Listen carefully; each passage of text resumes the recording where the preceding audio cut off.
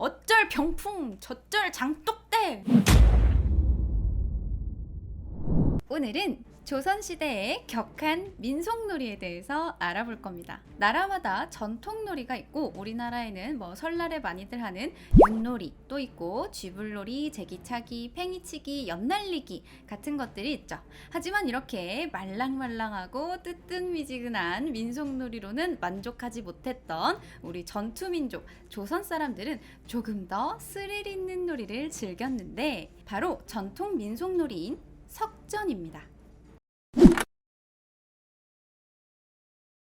일반적으로 석전은 서울 사대문 밖 공터에서 주로 매년 정월 대보름에 치러졌으나 지역에 따라서는 단오날에 치러지기도 했으며 주로 강을 사이에 두고 팀 대항전으로 치러졌는데 수령이 있는 관아인 읍치가 있는 고을을 중심으로 진행되는 고을형과 작은 마을을 배경으로 진행되는 마을형 두 가지로 나뉘었습니다. 그래서 고을마다 마을마다 룰이 조금씩 다르긴 했지만 큰 흐름은 비슷했기 때문에 보편적인 룰로 알려줄게요. 자, 그렇다면 석전이라는 것이 무슨 놀이냐? 이름에서도 짐작할 수 있듯 이 놀이의 정체는 바로 돌싸움입니다. 크게 2라운드로 진행되며 놀이 방식은 두 마을은 보통 강을 가운데에 두고 서로 마주하게 되는데 돌을 던져서 상대를 맞히는 투석전과 상대방을 몽둥이로 두들겨 패는 육박전으로 나뉩니다. 투석꾼들은 돌을 들고 맨 앞줄에 서고 육모 몽둥이를 든 전투원들은 후방에 서서 대열을 편성합니다. 그렇게 대열을 편성하고 놀이가 시작되면 양측의 대표 선수가 나와요. 그리고 각자 상대를 비방하며 욕설을 하기 시작합니다. 부모님 안부도 묻고 어쩔 병풍 저쩔 장독대 어쩔 맷돌 저쩔 가마솥 이러면서 비방 겸 기선제압이 끝나면 관중들이 크게 환호를 해요. 자, 그리고 본격적인 석전 경기가 시작됨과 동시에 돌들이 하늘에서 비 오듯 쏟아져 내리기 시작합니다. 석전은 보통 10대에서 30대 장정들이 참전하고 여성과 노약자, 어린이들은 보통 주변에서 응원을 담당했는데 이게 무슨 옥타곤이나 콜로세움처럼 경기장이라고 따로 있는 게 아니고 마을 자체가 다 경기장이나 다름없었기 때문에 구경꾼들은 그냥 적당히 거리를 벌리고 구경을 하다가 돌이 너무 가까이 날아온다 싶으면 돌을 피해서 미친 듯이 달려야 했습니다. 때문에 구경꾼들은 우르르 도망가다가 인파에 걸려서 넘어지고 다치는 일도 흔했다고 해요.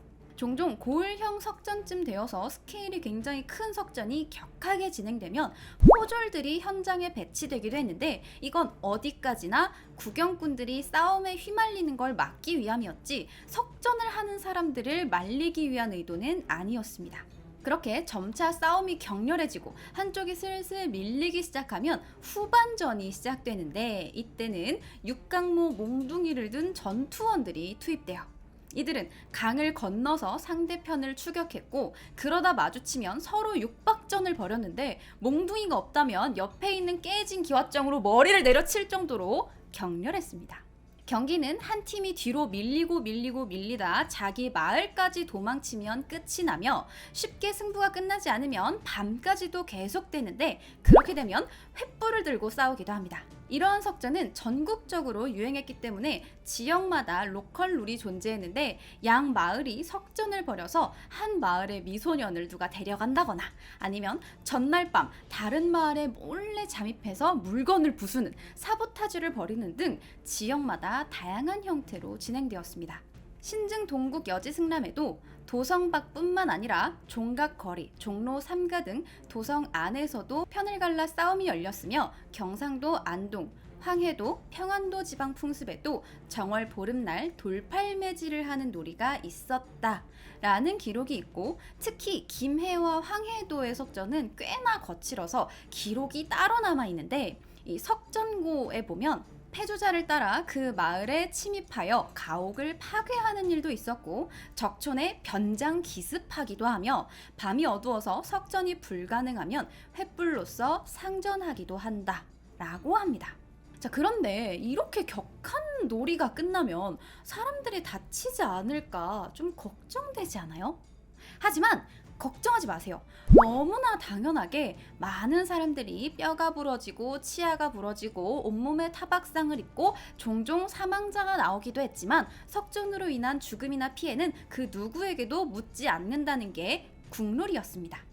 말 그대로 국룰이에요. 국가에서도 석전을 상무 정신을 증진시키는 수단으로 생각했기 때문에 석전을 통해 부상이나 사망 사건이 발생해도 크게 문제 삼거나 처벌하지 않았습니다. 그래서 종종 조선 후기 외국인들의 기록을 보면 이 충격적인 놀이에 대해서 언급된 걸 볼 수 있는데 19세기 말 영국 외교관이었던 칼스는 조선 풍물지에서 매년 일정한 시기에 관청의 허가를 받고 약 3일 동안 읍내와 시골 사람들 사이에 석전이 벌어진다.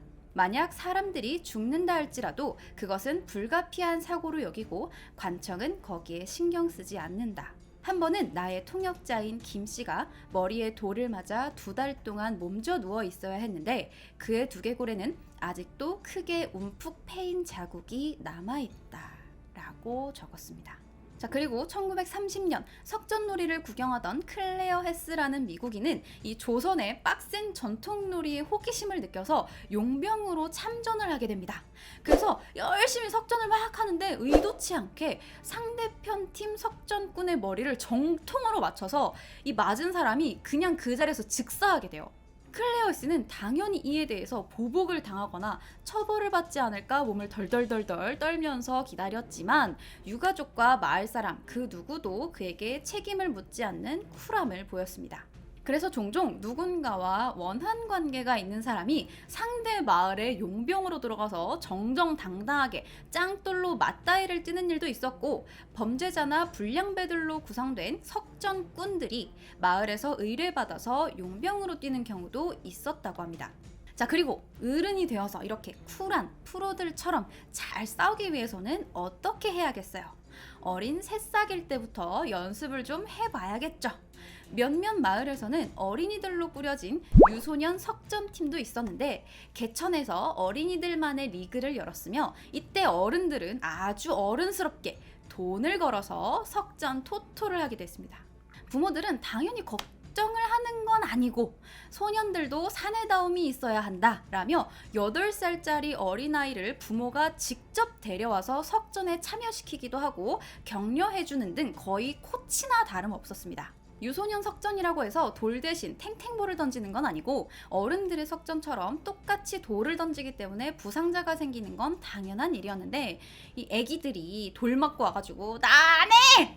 뿌잉! 하면서 집으로 돌아가면 오히려 석전에 패해서 집으로 도망왔다며 부모가 질책하고 다시 경기에 돌려보낼 정도였고 석전에서 승리한 아이들은 마을 사람들과 군중의 환호를 받으며 가족으로부터 칭찬도 듣고 선물도 받는 등 무럭무럭 석전 꿈나무로 자랍니다. 자, 그리고 1905년 발행된 미국 잡지에는 조선의 석전을 이렇게 평가하기도 했어요. 미국 주민들이 자기 고장 소속 야구 선수들을 자랑스러워하듯 조선 사람들도 자기 마을의 투석꾼들을 자랑스러워한다. 그리고 석전을 굉장히 잘하는 지역으로는 평양을 제일로 꼽았는데 평양은 가장 정교한 투석가들이 모인 곳으로 평가하고 있습니다. 특히나 평양 석전꾼들은 맷집으로도 유명해서 육각 몽둥이를 들고 날아오는 돌을 피하지도 않고 터프하게 정면 돌파하는 모습을 보여주어서 함께 석전을 하던 다른 지역 석전꾼들이 그 모습을 보고 밀리기도 했다고 해요. 자, 그래서 평양 석전꾼들은 돌을 피하거나 머리에 돌을 맞은 흉터가 없다면 이걸 치욕으로 여길 정도였어요. 그리고 안동의 석전꾼들은 돌을 손에 쥐는 것이 아니라 소위 망팔매, 줄팔매라는 걸 사용했습니다. 노끈 끝에 작은 돌을 끼워서 서서히 돌리다가 온 힘을 다해서 이걸 빡 하고 투척을 하면 돌만 싹 빠져나가는데 그냥 인간이 순수한 팔 힘으로 야구공을 던져도 시속 120km가 넘는데 투석 구를 사용해서 돌을 던지니 시속 140km 정도는 좋게 넘었겠죠.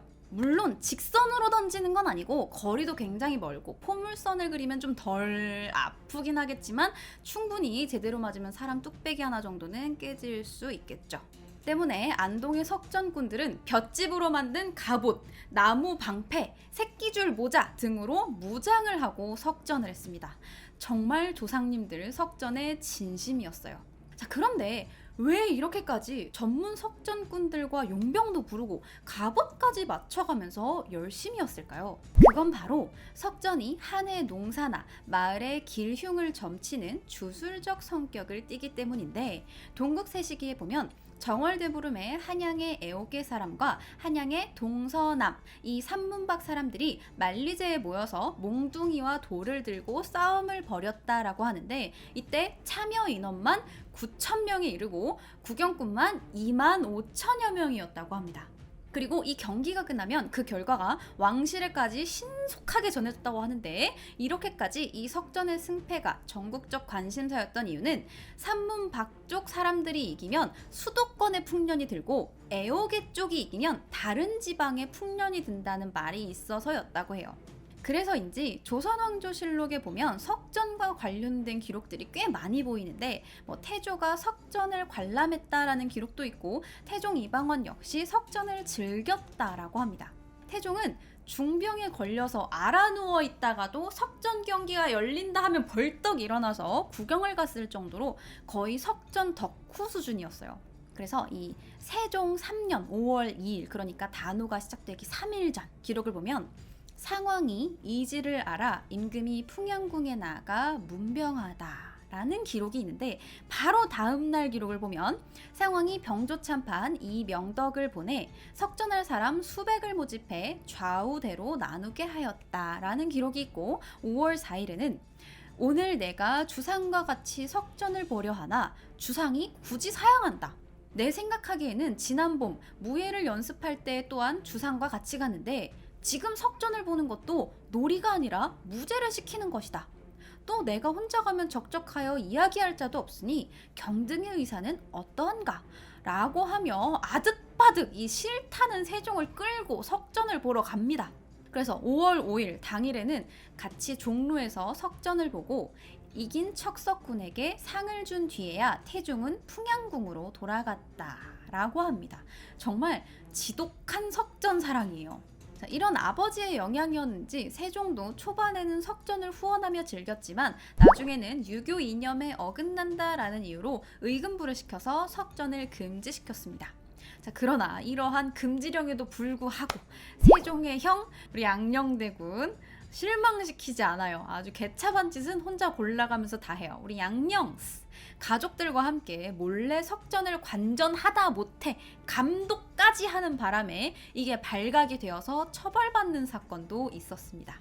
세종실록에는 세종 20년 5월 19일에 당초 서울 사람들은 단오날만 당하면 넓은 거리에 모여 돌을 던지는 놀이를 벌이고 막대기로 치기도 하여 사람을 상하게 하는 수가 많아서 시속에서는 석전이라 하는 것을 일찍이 의금부로 하여금 금지시켰다는 것인데, 오늘에 이르러 이 놀이를 반송정에서 벌이니 양녕대군 이재와 익령군 이치, 서산군 해, 순성군 개, 원윤 인옥생, 정윤 겸 및 이무생 등이 같이 가서 구경을 하고, 해, 겸 등은 김춘자 등 20명이 돌을 던지는 데 능하다 하여 모두 불러 모아서 이들을 좌우대로 나뉘어 각각 이에 통속시켜 싸우게 하고는 친히 말을 달려 종횡으로 지휘 독전하는가 하면 다시 작대기를 잡고 몸소 나아가 서로 쫓으며 대전을 벌여 잠옷 많은 부상자를 내었으며 혹은 사망한 자도 있었다. 사원부에서 이 사실을 듣고 여러 종친들과 해당 관서에 내려서 이들을 탄핵할 것을 청하니 임금이 말하기를 내 마땅히 친히 물으리라 하였다. 중략. 이치를 원평으로, 해를 진천으로, 겸을 문화로 추방하였다 라는 기록이 남아 있습니다.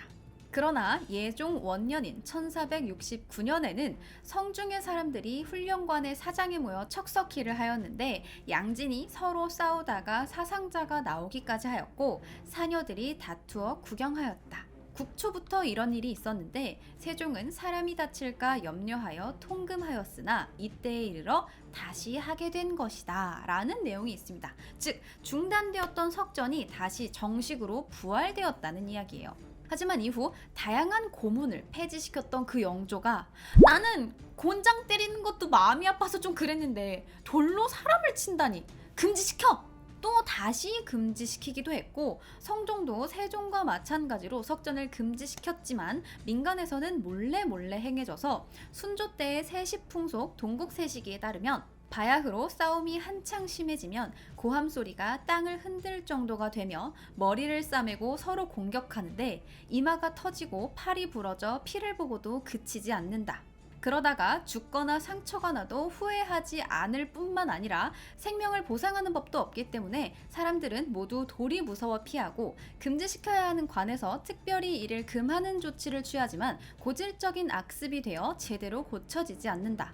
성안의 아이들도 이를 본받아 종각거리나 비파정 부근에서 편싸움을 하였고, 성 밖에서는 만리현과 우수현에서 주로 편싸움을 하였다라고 합니다.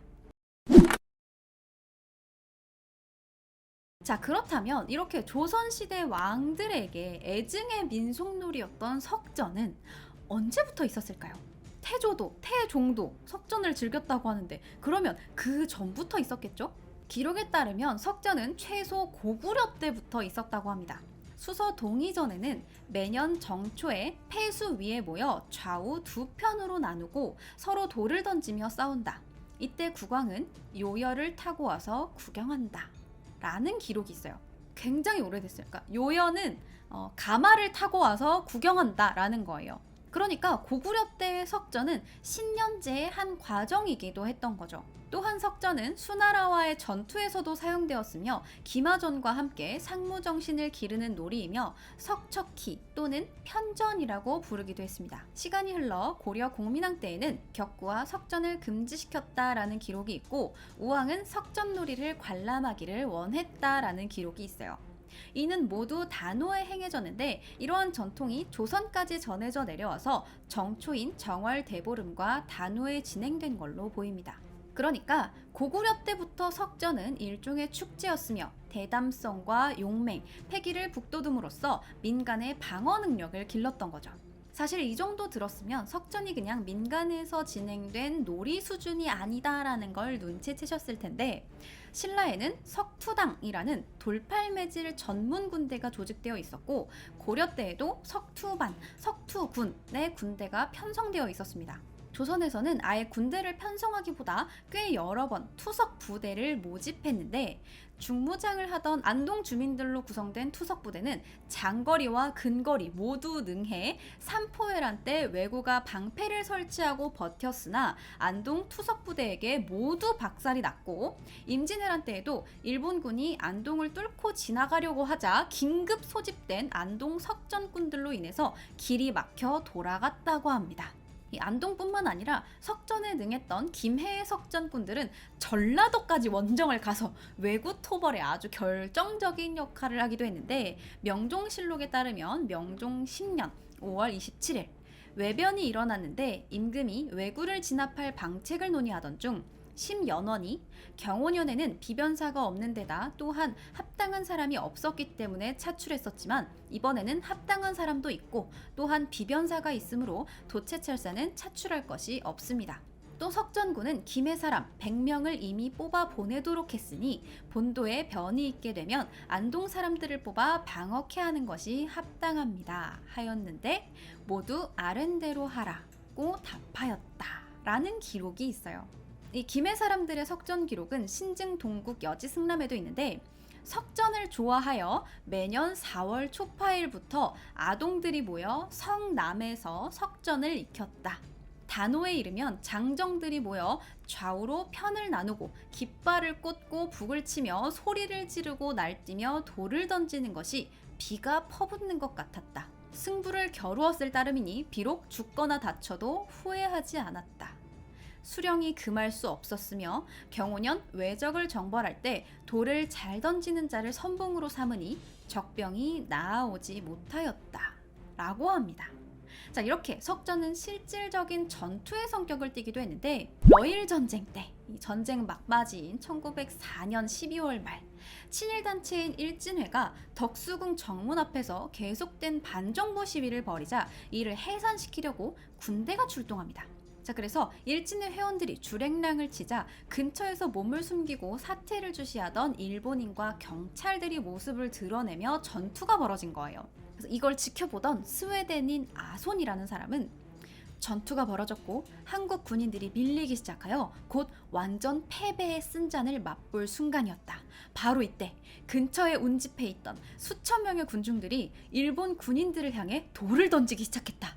한국인들은 특히 투석전에 뛰어났다. 라고 기록했습니다. 이러한 일이 반복되자 일본은 석전을 무예 훈련으로 여겨서 금지시켰는데 결정적인 사건이 하나가 있었어요. 1905년 을사조약이 체결되자 이에 분노한 원태우 지사가 친구 3명과 함께 술을 마시고는 갑작스럽게, 술김이었는지는 모르겠지만 어쨌든 경부선 기차를 타고 안양 근처를 지날 예정인 이토 히로부미를 죽일 계획을 세웁니다. 하지만 대단한 계획은 없었어요. 그냥 철로에다가 돌을 놔서 기차를 탈선시켜 전복시키고 만약 그러고도 살아있다면 어떻게든 찾아서 죽이겠다 라는 게 계획이었습니다.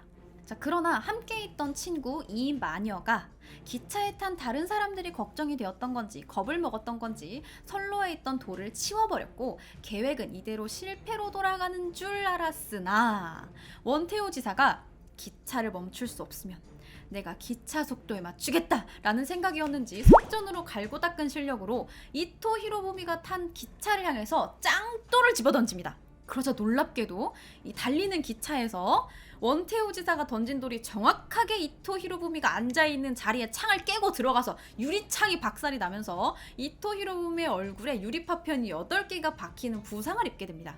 이후 원태우 지사는 일본 군경에 체포당해서 고문을 당한 뒤 한국에서도 금고 2개월의 곤장 100대에 처해졌으나 사망하지는 않았습니다.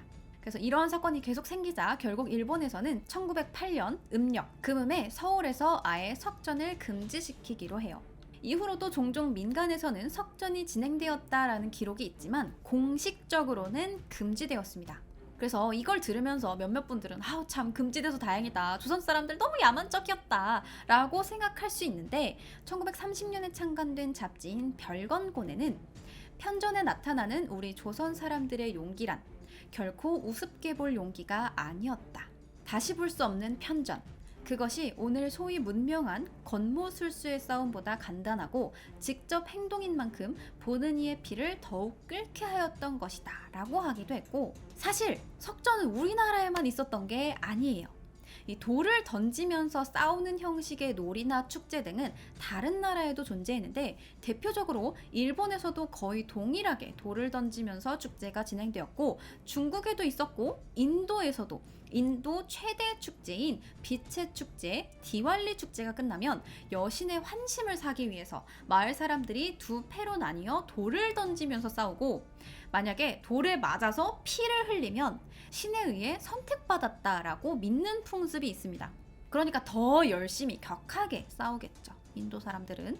또한 돌은 아니지만 스페인에도 토마티나라는 토마토를 던지는 축제가 있고 이탈리아에서도 오렌지를 던지는 오렌지 전투 축제가 존재하기도 하죠. 자, 오늘 이렇게 놀이이면서 전투이면서 주술적 의미도 갖고 있는 독특한 우리나라 전통놀이 석전에 대해서 알아봤는데 재미있으셨나요? 재미있었으면 저한테는 구독과 좋아요를 던져주세요. 안녕.